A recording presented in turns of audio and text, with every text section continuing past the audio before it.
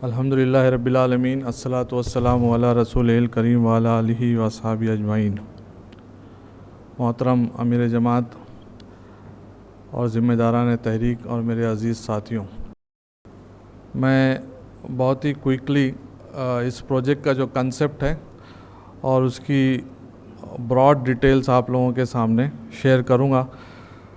कोशिश ये रहेगी कि ये इस प्रोजेक्ट को जिस तरह से कंसीव किया गया है, इस आइडिया को जिस तरह से डेवलप किया गया है और उसको किस तरह से हम लोग एग्जीक्यूट करना चाहते हैं, ये मोटी मोटी बातें आज की गुफ्तगू में आ जाए। चूँकि ये इसके लॉन्चिंग का मौका है और हम सब लोग बहुत पुरुमीद हैं, अल्लाह ताला से दुआ करके यहाँ आए हैं कि हमारे इस बड़े काम को, हमारे इस बड़े इनिशिएटिव को अल्लाह ताला जो है कामयाबियों से हमकिनार करें। ये एक ऐसा प्रोजेक्ट है जिस प्रोजेक्ट के ज़रिए से हम लोग दीगर तहरीकात इस्लामी जहाँ पर इस किस्म के एक्सपेरिमेंट्स 20 और 30 साल पहले कर चुकी है और उन लोगों ने काफ़ी प्रोग्रेस किया है, आज सोसाइटीज़ में, उनके अपने ममालिक में इस किस्म के इनिशिएटिव्स फल फूल चुके हैं और बड़ी इंडस्ट्रीज़ में वो अभी शामिल हो चुके हैं। हमारे यहाँ माइक्रो फाइनेंस में जो इनिशिएटिव्स पहले लिए गए थे, उन इनिशिएटिव्स को एक बड़ा जर्क देने का मौका है और ये उसका सही टाइमिंग है। हमारे इस प्रोजेक्ट के सिलसिले में जो सबसे पहली बात है वो ये है कि इस कोविड ने जो इश्यूज़ क्रिएट किए थे उसमें 3 मेजर इश्यूज़ थे। एक तो हंगर था जिसको हम लोगों ने एड्रेस किया है। फिर जो है अनएम्प्लॉयमेंट बहुत तेज़ी से बढ़ा है ये पिछले 1.5 सालों में। और तीसरी चीज़ जो हुई है वो ये कि जो स्मॉल इंडस्ट्रीज़ थी, micro industries and small industries, वो ऑलमोस्ट कोलैप्स हो गई है। तो ये जो 3 इश्यूज़ कोविड के इस पेंडेमिक के बाद आए हैं और ख़ुसूसियत के साथ लॉकडाउन के बाद, क्योंकि लॉकडाउन के जो इफ़ेक्ट्स थे, जनरली लोगों ने कोविड के इफ़ेक्ट, कोविड एज ए बीमारी के इफ़ेक्ट पर जो है फोकस ज़्यादा किया है, लेकिन जो लॉकडाउन रिलेटेड इश्यूज़ आए हैं उसने सोसाइटी को एक तरह से बहुत ज़्यादा मुतासिर किया है। जो इस वक्त सर्वेज़ आ रहे हैं उन सर्वेज़ के मुताबिक तो यह है कि 97% लोगों ने अपना जो है इनकम को लूज़ किया है। 97% of the countries house hold, जो उसकी इनकम अगर 10,000 रुपये थी तो अब वो कम हो चुकी है। उसी के साथ साथ ये भी अब रिपोर्ट्स आ रही है, हालांकि ये नंबर्स बहुत, मैं समझता हूँ कि वो नहीं है जो एक्चुअल होना चाहिए, लेकिन फिर भी जो नंबर्स आ रहे हैं कि 23 million people have been push to poverty. अभी ये कहा जा रहा है कि बिलो पावर्टी लाइन में आने वाले लोगों की तादाद अब इससे कई गुना ज़्यादा बढ़ चुकी है। इसके अलावा 10 million Indians loss their jobs, ये CMI की रिपोर्ट्स हैं। ये रिपोर्ट मुझे भी ऐसा लगता है कि ये रिपोर्ट के मुताबिक जो है जो नंबर्स हैं ये और कई गुना ज़्यादा होंगे। तो इस वक्त जो है सोसाइटी इससे गुज़र रही है। हमारा जो इंटरवेंशन रहा है तहरीक इस्लामी का वो ये है कि हमने हंगर रिलीफ में इमीडिएटली इंटरवीन किया और अभी तक के कर रहे हैं। हमारा मेजॉरिटी काम जो है उसकी तरफ रहा है। दूसरी चीज़ जो है, हमने मेडिकल एड पे, जो सेकेंड वेव जब आई तो हमने इस पर अपनी तवज्जो लगाई। अब जो तीसरा एरिया है जिस पर हमें अभी काम करने जाना है, जिसके लिए हम लोग उतर रहे हैं, वो लाइवलीहुड डेवलपमेंट प्रोजेक्ट्स हैं। इसलिए कि अब जो पोस्ट पेंडेमिक जो इश्यूज़ अब जो बहुत सीरियसली हमारे मोहल्लों में, हमारे आबादियों में और बस्तियों में आ रहे हैं, वो ये है कि लोग जो छोटे छोटे कारोबार कर रहे थे, इसलिए कि हिंदुस्तान के मुसलमानों का एक बड़ा तबका अनऑर्गेनाइज सेक्टर में से मुंसलिक है। या तो ये वहाँ जॉब करता है या वो छोटे छोटे कारोबार करता है। बहुत छोटे उनके लाइवलीहुड प्रोजेक्ट्स होते हैं और ये ऑलमोस्ट कोलैप्स्ड है। या तो उन्होंने अपनी पूरी इंडस्ट्री ख़त्म कर दी है, या ये कि अब उनके पास मशीनरी बची है, या उनके पास ठेला बचा है, वर्किंग कैपिटल नहीं है, या ये कि उन्होंने जो है अपने पूरे बिज़नेस एंड ऑर्डर्स को लूज़ किया, अब उनके पास ऑर्डर्स भी नहीं है। तो ये जो सिचुएशन है, जिस सिचुएशन से इस वक्त ये गुज़र रहे हैं, पिछले 1-1.5 साल में जितने एप्लीकेशंस हम लोगों के पास आ रहे हैं, जितनी लीडरशिप के पास जो एप्लीकेशंस आते हैं, उसमें मेजॉरिटी एप्लीकेशंस ये होता है कि अब मेरे पास कोई अर्निंग सोर्स बचा नहीं है and we need help from you. तो इस सिलसिले में हमारी समझ ये है कि हम जो है अब लाइवलीहुड प्रोजेक्ट्स को अपना फोकस एरिया बनाने जा रहे हैं यहाँ से आगे। और अब हम जो है being an NGO, being an social activist, हमारी जो प्रायोरिटी एरिया है वो अब जो है वो हंगर रिलीफ और मेडिकल एड से शिफ्ट होकर लाइवलीहुड प्रोजेक्ट की तरफ जा रही है। लाइवलीहुड प्रोजेक्ट के चैलेंजेस 4 हैं जिसको मैंने इस वक्त आप लोगों के सामने रखने की कोशिश की है। पहली बात तो ये है कि अगर आपको किसी को मदद करनी है, किसी को लोन देना है तो फंड्स चाहिए। दूसरी चीज़ ये कि लोन्स के डिसबर्समेंट का जो चैनल, जो ऑफिशियल चैनल है वो माइक्रो फाइनेंस इंस्टीट्यूशंस हैं, बैंक्स हैं, जिसके थ्रू जो है आप किसी को लोन दे सकते हैं। तीसरी चीज़ ये कि डिसबर्समेंट के जो चैनल्स हैं वो बने होना चाहिए, उसके बगैर आप डिसबर्स नहीं कर सकते उसको। और चौथी चीज़ ये कि इस पूरे प्रोसेस में ट्रांसपेरेंसी और अकाउंटेबिलिटी चाहिए। ये इश्यूज़ माइक्रो फाइनेंस इंस्टीट्यूशंस बरसों से इसको डील कर रहे हैं। आज माइक्रो फाइनेंस इंस्टीट्यूशंस अपने पैरों पे पूरी तरह से खड़े नहीं होने के अंदर कहीं ना कहीं एक इनमें से कोई ना कोई एक रीज़न मिलता है। बहुत सारे ऐसे इलाके हैं नॉर्थ और ईस्ट में हमारे पास जहां अब तक के माइक्रो फाइनेंस इंस्टीट्यूशंस बनी ही नहीं है, वहां अभी तक कायम ही नहीं हुई है। नॉर्थ में कई बड़े बड़े शहर हैं लेकिन जो शरिया रेगुलराइज हो, जहाँ पर कोई एथिकल कोई माइक्रो फाइनेंस इंस्टीट्यूशन है, इस किस्म की इंस्टीट्यूशन बहुत कम है। कोऑपरेटिव सोसाइटीज़ का कल्चर जो है वो वेस्ट में थोड़ा मिलता है लेकिन नॉर्थ और ईस्ट के अंदर बहुत कम मिलता है। इस सिलसिले में जो पहला चैलेंज है हम लोग उसको इस तरह से एड्रेस करना चाहते हैं कि हम जो है एक पूरे इंडिया वाइड इस कैंपेन को चलाना चाहते हैं जिसमें हम डोनेशंस रेज करें। और वो डोनेशंस जो है, जो लोग अपना माल इस मामले में खर्च करना चाहते हैं कि किसी को अपने पैर पे खड़ा कर सकें, हम जो है उन सब लोगों से अपील करना चाहते हैं आज के बाद से कि वो अपना पैसा जो है वो इस काम के लिए लगाएं। उसके अलावा जो माइक्रो फाइनेंस इंस्टीट्यूशंस जहाँ जहाँ कायम हैं वहाँ लोग अगर अपने डिपॉजिट्स जमा करना चाहते हैं और इक्विटी लेना चाहते हैं, उसके ऑप्शंस भी जो है हम लोग देना चाहते हैं ताकि हम एक मैसिव फंड रेजिंग करें। उस फंड रेजिंग के लिए बहुत डिटेल हमने जो है वो मंसूबा बनाया है।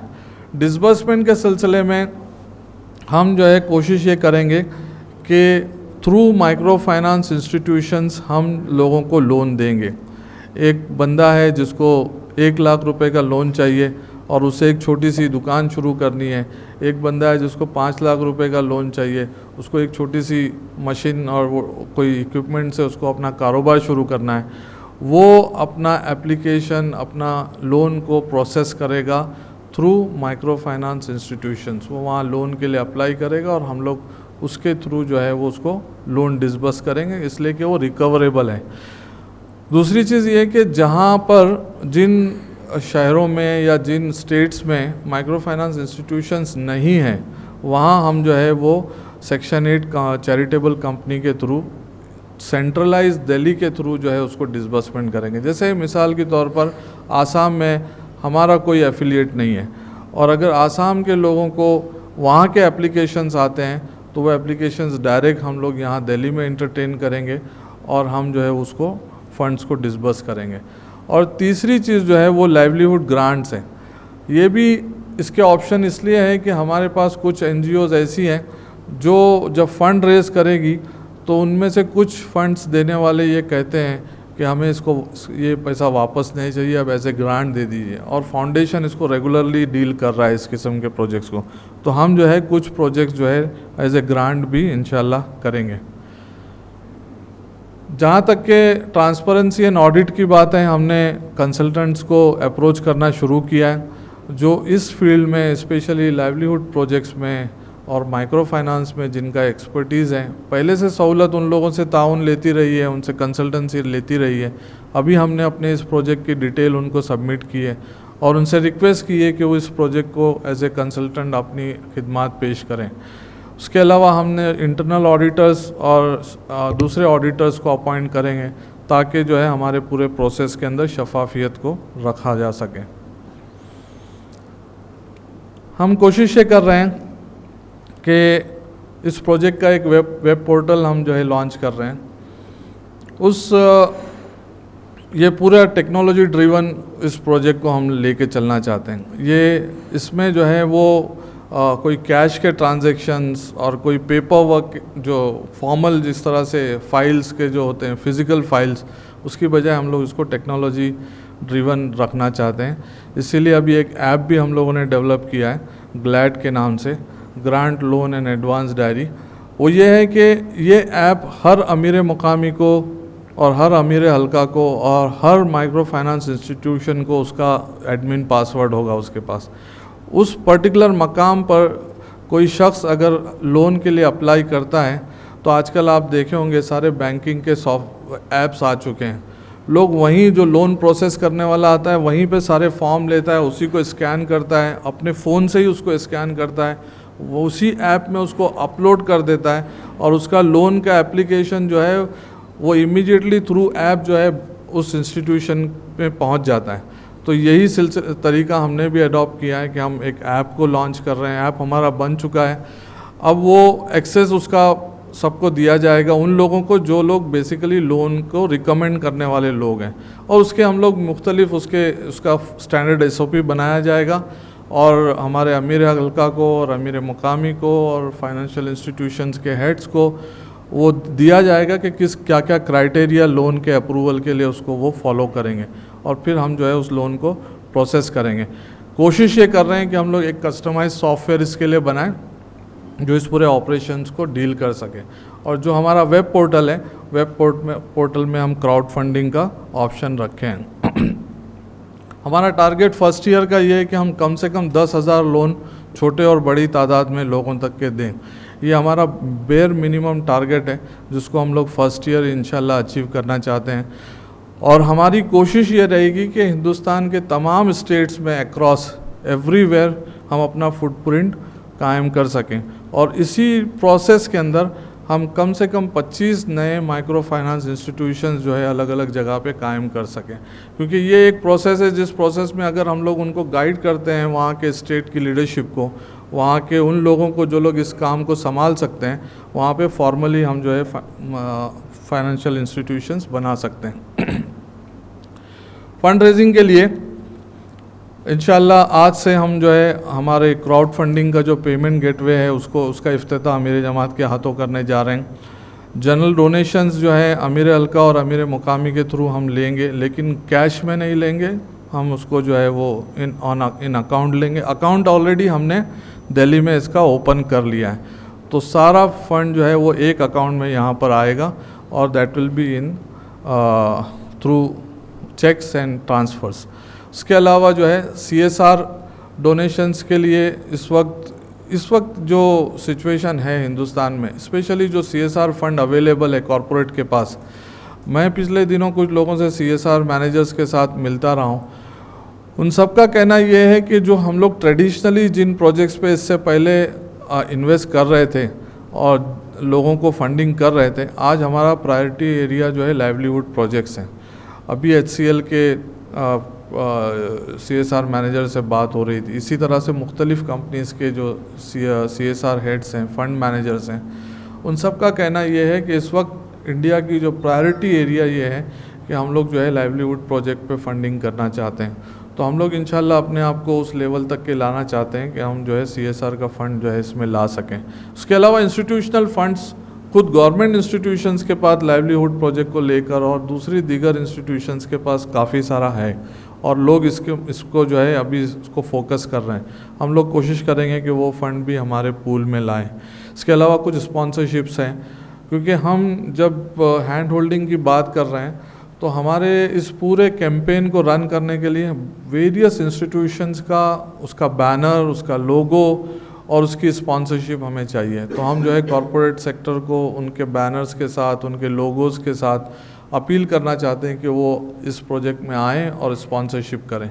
तो आने वाले दिनों में हमारे मीडिया पार्टनर्स, जैसे कि आज आपने देखा होगा कि हमारे तहरीक इस्लामी के अदारों के खाली लोगोज़ हैं, इंशाल्लाह हम लोग जो है बड़े मीडिया हाउसेस को जो है वो हमारे मीडिया पार्टनर बनाने की कोशिश करेंगे।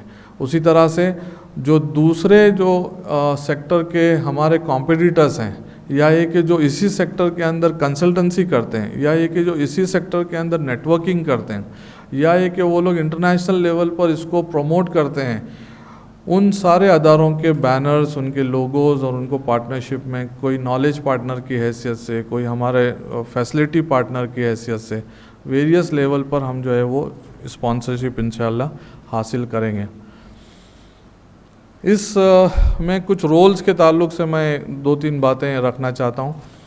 एज अ सेंट्रल टीम हमने जो है इसको दिल्ली में अपना सहूलत के ऑफिस में इसको अपना वो बनाया है, फोकस्ड सेंट्रल टीम यहाँ बैठेगी जो इस पूरे प्रोजेक्ट को मॉनिटर करेगी और एग्जीक्यूट करेगी।